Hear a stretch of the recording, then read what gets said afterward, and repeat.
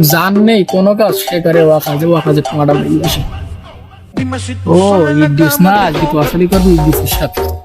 ইরেজিস কি করতেছিস? কি আর করবো রে দোস্ত, মনটা খুবই খারাপ। কেন গার্লফ্রেন্ড ছেঁকা দেশ নাই? ওরে সে দিল না, হয়তো শেখা তো দেশ আমার বাপ। কেন তোর বাপ আবার কি করলো? শুনতে যদি চাইস তাহলে পাশে এসি বয়।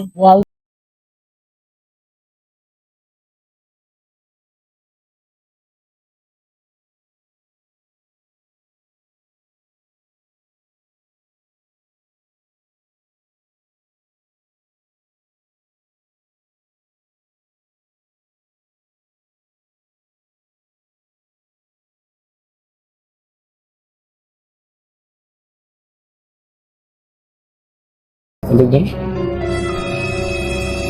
মাল পকেটে হাত দে, মনে হয় মাল করি আসে।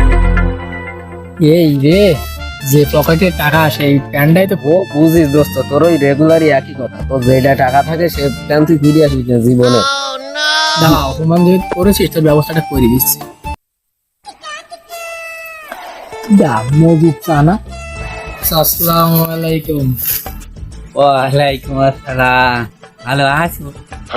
চাচা, আপনার তো ভালো মানুষের সাথে দেখা হলে আমি কি ভালো না থেকে পারি?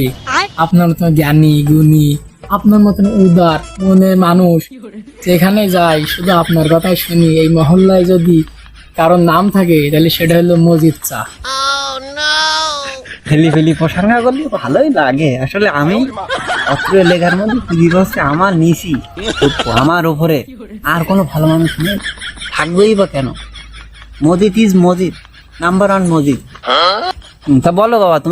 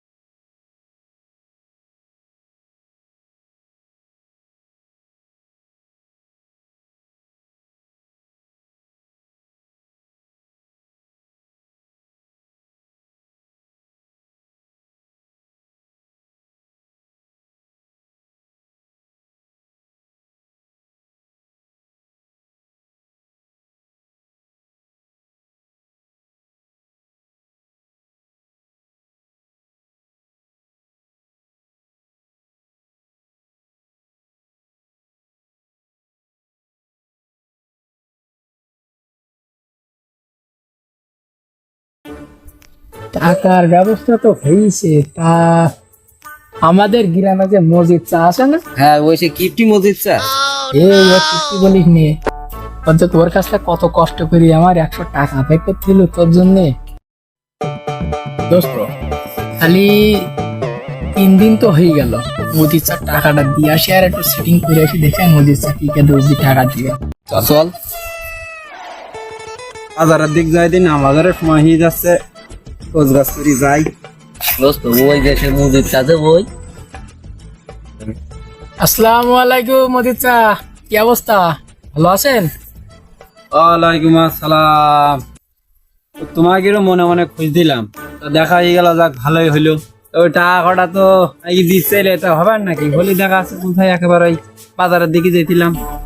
চাচা, তোমার টাকা দেবো বলি তো আমরা তোমার খোঁজ দিলাম।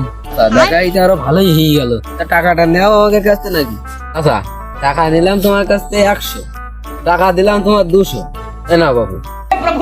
বাবু বুঝলাম না, টাকা দিলাম 100, দিচ্ছা 200, কি দেখি লাইন নাকি? তা চাচা, ঘটনাটা তুমি আমার এই দোস্ত কাশেমের কাছ থেকে শোনো। তা কাশেম বল তাহলে, বড় মুখ করি টাকা নিলি 100, দিচ্ছি 200। আচ্ছা, তোমার মতো নেককার মানুষ, ভালো মানুষ এই অত্র অঞ্চলে কেউ নেই। তা ওই তুমি টাকা দিলে 100, তা ওই টাকা বাচ্চা পিড়ি হইলো 400। তা আমার বন্ধুর দিলাম 100, আর আমি নিছি 100, আর তোমার দিলাম 100, আর ওই 100 দিলাম তোমার, মোট তোমার 200 দিলাম। বাহ বাবা, ভালো কল তো। খালি হাসেমের কাছ টাকা দিবি, টাকায় বাচ্চা বাড়স। আমি তো মোটামুটি ও যখন যা চাই ওর কাছে টাকা দিতেই হবে। হাসেম, তোমার লেনদেনে আমি খুব খুশি হয়েছি। তোমার যদি টাকা পয়সা লাগে কোনো সময়, চাচা সবসময় করস তো। আচ্ছা, আসসালামু আলাইকুম, তাহলে আমরা গেলাম। এটা দোস্ত, আমি বললাম না চাচা বিরোধী করার, ওইটা বেশি ঠিক। কি ব্যাপার তোমরা? চাচা একটু দোয়ার কেড়ে এলাম। তো আর কেন এসলি বাবু? তাহলে কতটা লেট?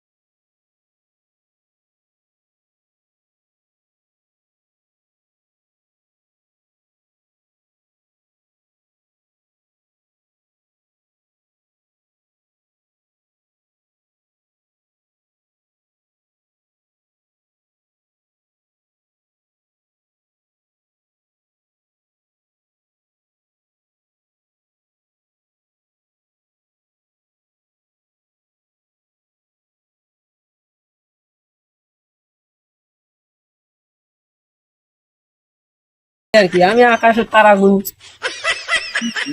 এই দৃশ, এই দৃশ, ওকে তো আমি 11 দিন ধরে হ্যারিকেন ধরায় খুঁজেছি, তা কই? ওর খোঁজ পাচ্ছিনি। সেই এটা কনে রে? কি জানার নাম? হাসেম, হাসেম কই? হাসেন তো চাচা ছিল আমার সাথে, তো ওর একটু এই লেগিস, তা ও মুক্তি পেয়েছে না স্যার। তা তো এখন এই তো লাগবে, দাঁড়া। এই হাসেম, চাচা এইদিকে আয়, তোর আমি খোঁজ দিছি। আসছে। তাহলে অপেক্ষা করি, ও তার সময় কারো ডিস্টার্ব করতে নেই।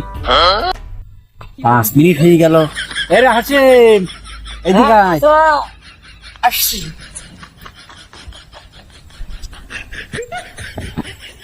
10 মিনিট হয়ে গেল। আরে হাসেম, আইছি। হ্যাঁ চাচা আইছি। চাচা তাহলে বলো, কি বলবো? আচ্ছা আমি আর কি বলবো, তোরাই বল। চাচা, ঘটনাটা ঘটিছে।